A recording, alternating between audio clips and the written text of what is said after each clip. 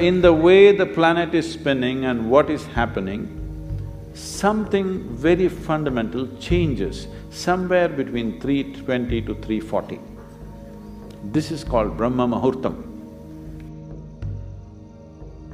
This is relevant only up to 33 degrees latitude.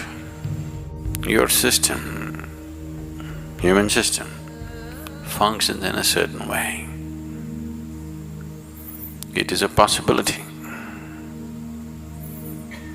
So, there has been an awareness about making use of this possibility. Your life is a product of many things that we call as the universe, many things that we call as existence. So we are a consequence of a certain phenomenal happening that we call as cosmos. We are not an individual existence. So when you get in sync, certain things will happen. So what should I do? Should I meditate? Should I do a kriya? Doesn't matter what. You must do a process for which you have been initiated for. Because initiation means you were not just taught a practice, it was introduced into your system, it was implanted in your system. So whatever, if there is a life seed within you, if you're awake at Brahma Muhurtam, because of the way the planet is behaving in relation to your system. What you call as my body is just a manifestation of five elements: earth, water, fire, air and space. If you know how to organize these five elements properly, if you know how to keep these five elements within yourself, then there is nothing more to life in terms of health, well-being, perception, knowing, everything, enlightenment. Everything is handled if only you know how to keep these five elements properly.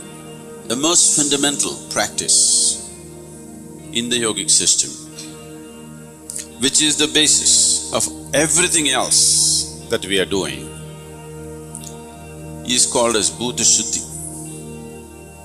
Bhuta Shuddhi means, Bhuta means Panchabhutas or the five elements. Shuddhi means to cleanse that. If you learn to cleanse the five elements in the system, that's all there is.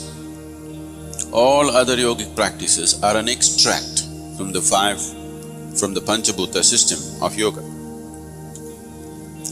If you do a certain level of cleansing for the elements, then you attain to what's called as Bhuta Siddhi. That means you have mastery over the elements. If you have mastery over the elements, you not only have mastery over the body, over the mind, over the very creation. 72% of your body is water. If this 72% of water in your body becomes sweet, you would be quite a wonderful person, isn't it? Yes. Another 12% is earth. If you make that sweet, 84%, very good percentage, isn't it? Another 6% is air.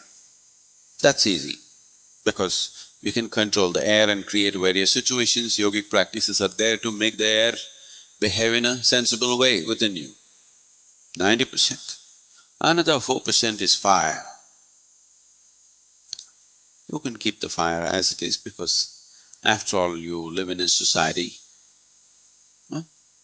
You need to burn somebody a little bit, isn't it? And you're married, so sometimes you need some firefighting, isn't it?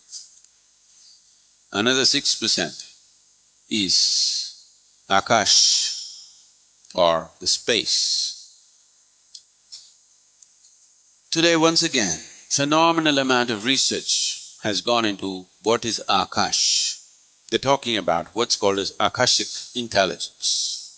Your ability to sit here is simply because the Akashic energy, the space is holding you in place. So the highest intelligence in creation has been recognized as the space. It is doing things which you cannot imagine. It is throwing up creation just like that.